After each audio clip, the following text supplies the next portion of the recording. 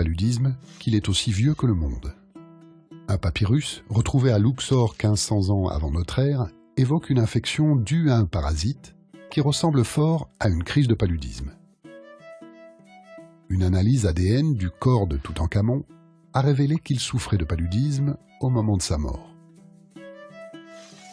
On pensait que cette maladie provenait des zones marécageuses et des zones où l'air était vicié, d'où son nom de paludisme, dérivé de l'ancien français palu, qui veut dire marais. Le mot malaria, l'autre appellation du paludisme, veut dire mauvais air en italien. Le parasite a longtemps sévi en Europe, où il a fait des ravages comparables à ceux qu'il cause en Afrique aujourd'hui. Au XVIe siècle, débute la conquête du Nouveau Monde et le commerce d'esclaves. Les Européens, qui embarquent dans les cales de leurs vaisseaux les esclaves africains, importent sans le savoir le paludisme aux Amériques. En 1630, le jésuite espagnol Don Francisco López découvre les vertus curatives de l'écorce d'un arbre du Pérou, le quinquina, déjà utilisé par les Indiens pour soigner les fièvres. La précieuse poudre des jésuites est ramenée en Europe. En 1820, deux pharmaciens français, Pelletier et Cavintou, isolent la molécule de la quinine à partir des écorces de quinquina.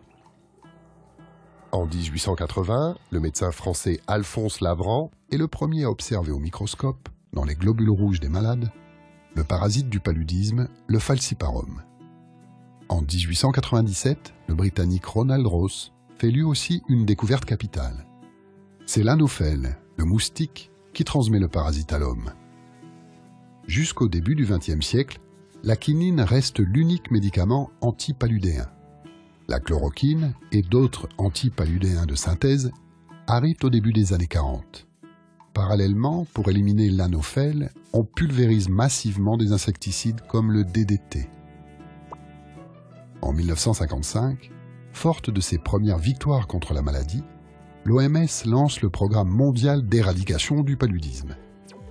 Mais le parasite se défend et devient de plus en plus résistant au traitement.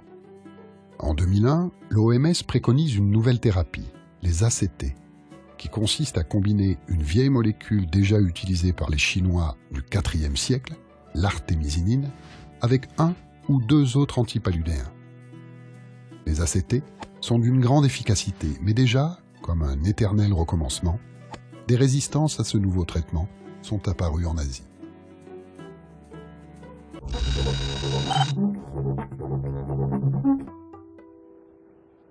Le paludisme, ou malaria, responsable de plus de 500 000 morts par an, est la première maladie parasitaire au monde. En 2013, 198 millions de personnes ont été infectées, la plupart dans les pays pauvres. Le paludisme touche près d'une centaine de pays, particulièrement dans les zones tropicales. À elle seule, l'Afrique concentre 90% des cas de paludisme, loin devant l'Asie et le Proche et Moyen-Orient. Avec plus de 20 millions de cas, le Nigeria et la République démocratique du Congo paient le plus lourd tribut. Heureusement, depuis 10 ans, la mortalité due au paludisme a baissé de moitié dans le monde, et en particulier en Afrique. Plusieurs facteurs expliquent ces progrès. La prévention, distribution de moustiquaires, pulvérisation d'insecticides, traitement préventif des femmes enceintes, et surtout le traitement avec l'arrivée de nouvelles combinaisons de molécules, appelées ACT, basées sur l'artémisinine, issue d'une plante chinoise. Même si le nombre d'enfants infectés a lui aussi diminué de moitié, les enfants restent les principales victimes de la maladie. Chaque minute, un enfant de moins de 5 ans meurt du paludisme.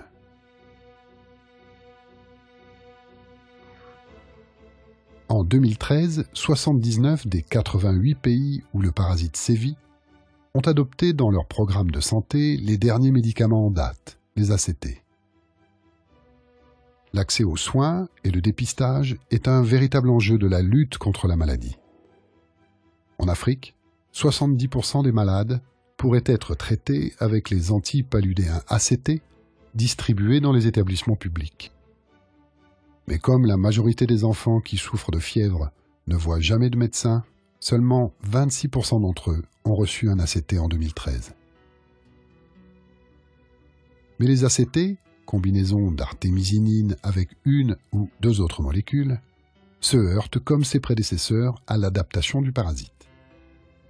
Récemment, des cas de résistance à ces ACT sont apparus au Cambodge, au Laos, en Thaïlande, au Myanmar, anciennement la Birmanie, et au Vietnam.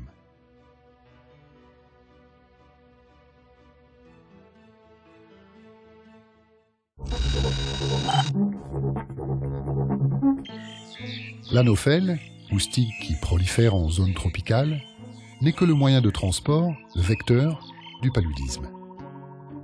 Le véritable coupable, c'est le parasite qu'il transmet, le plasmodium.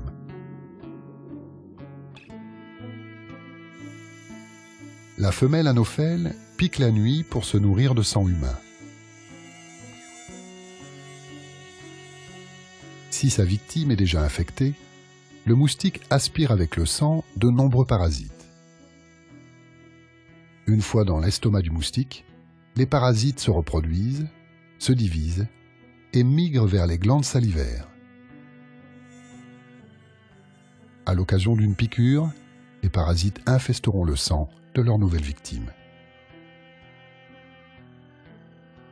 Dans le corps humain, le plasmodium entame une phase de multiples mutations. De sporozoïte, il devient trophozoïte, puis schizonte, puis mérozoïte, et enfin gamétocyte. Toutes ces métamorphoses lui permettent d'échapper au barrage dressé par le système immunitaire de ses victimes. La première destination du parasite, c'est le foie, que le parasite atteint via le sang. Ici, aucune réaction du corps humain. Le parasite peut alors tranquillement infecter les cellules du foie et se multiplier. Jusqu'au jour où les cellules du foie éclatent et libèrent massivement les parasites dans le sang, provoquant les premiers symptômes, des frissons. Les parasites contaminent ensuite les globules rouges, s'y multiplient rapidement et les font éclater.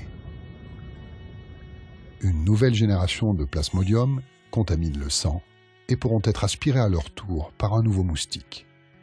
Le cycle est bouclé.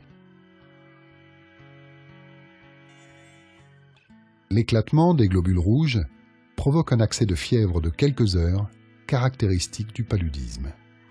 Frissons, chaleur et sueur se succèdent. Ces poussées de fièvre se répètent tous les 2 ou 3 jours. Dans le cas du Plasmodium falciparum, le paludisme peut atteindre d'autres organes, comme le cerveau, et évoluer vers des formes sévères, voire mortelles. Les populations qui ont contracté plusieurs fois la maladie deviennent partiellement immunisées. Les jeunes enfants dont les défenses immunitaires sont en construction et les femmes enceintes dont le système immunitaire se modifie lors de la grossesse risquent le plus un paludisme grave et la mort.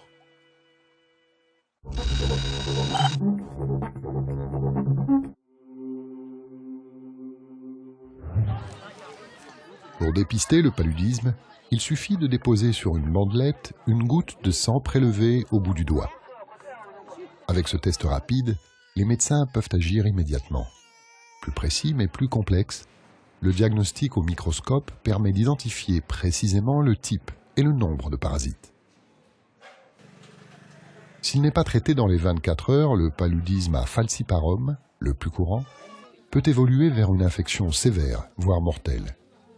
Mais le parasite résiste généralement au traitement basé sur une seule molécule.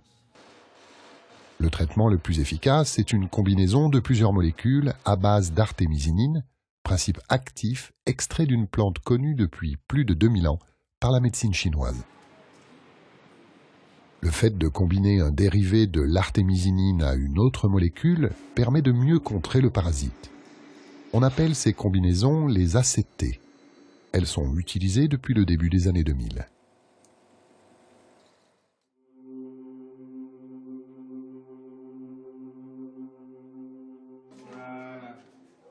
De manière générale, les ACT sont bien tolérés, réduisent la transmission et permettent une guérison en 3 jours.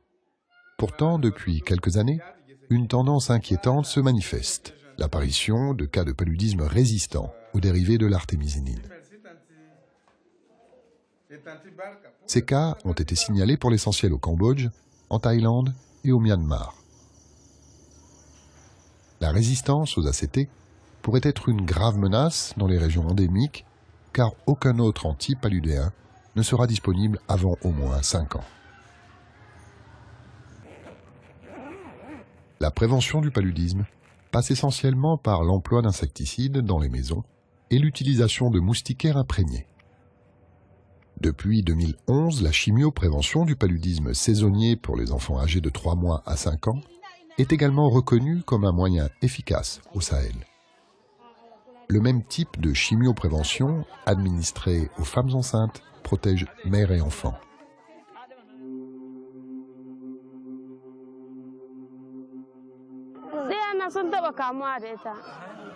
Mes enfants ont souvent le paludisme. Le paludisme donne de la fièvre. L'enfant a le corps brûlant, puis il a des convulsions, des vomissements et de la diarrhée. Nous sommes venus ici pour chercher le médicament pour la prévention du paludisme. Nous avons réalisé l'importance de ces traitements. C'est pourquoi il y a tellement de gens qui viennent le chercher. Grâce à une combinaison de médicaments antipaludéens efficaces 28 jours et distribués une fois par mois, les cas de paludisme diminuent de 80%.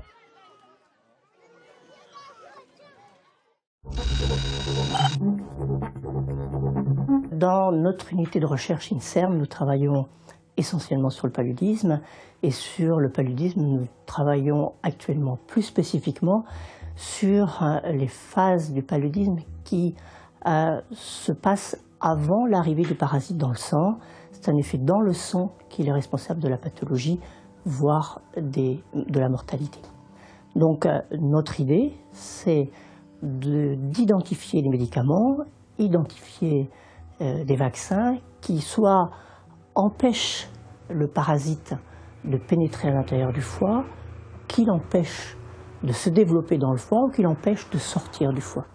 Et pour faire ce type d'études, nous travaillons avec un insectarium dans lequel nous élevons des anophèles femelles, parce que seule l'anophèle femelle est responsable de la transmission du paludisme. Nous récupérons les parasites qui sont dans les glandes salivaires de ces anophèles et nous les utilisons pour infecter soit des cultures in vitro qui miment le foie, soit infecter ce que nous appelons des souris humanisées.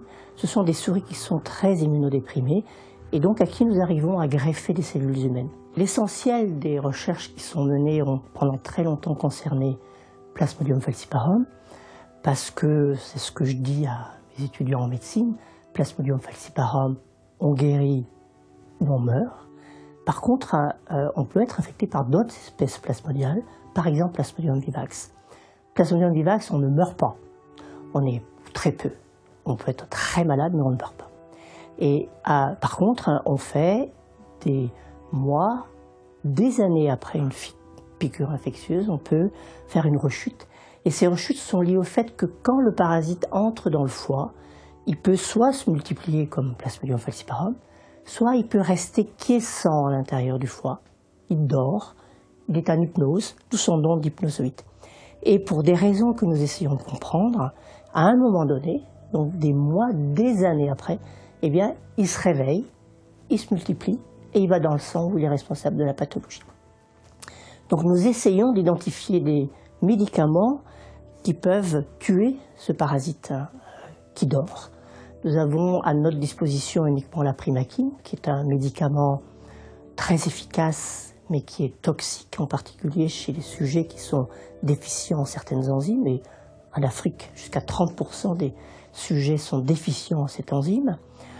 Et nous avons une autre approche qui a été découverte tout à fait par hasard.